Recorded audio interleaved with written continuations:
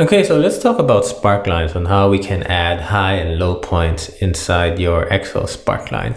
So you can see here that sparkline is a great way to visualize lots of data quickly because we're able to differentiate the high and low points as well, right? You can see that it's also colored green for all of the high points inside your individual sparkline per row.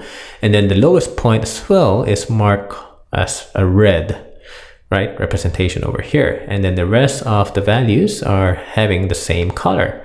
Okay, so we want to do that inside our sparkline, and then I'll also show you how to be able to add a sparkline from scratch. So what I'll do first is let me just highlight all of them and let me just remove them first so that we can create a sparkline from scratch. Okay, so to be able to add a sparkline, let's go to insert, right? And then you can see here under sparklines, let's go to column, and then we need to select the data that we want to base our sparkline on. So let's select our numbers, right, without the headers as well. Cool. And where do we want our sparklines to be placed? So let's create this range over here because we want a sparkline to be placed on each individual row. Let's go okay.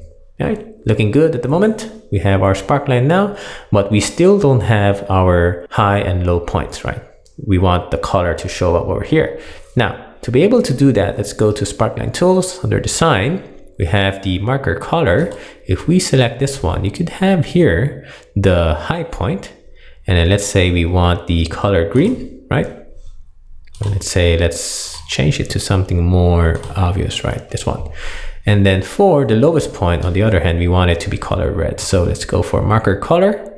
Let's go for low point, right? Let's go for the color red. So you could see now for each individual sparkline over here, it's colored red over here, right? And then the highest point, right? We have the color green for your sparkline.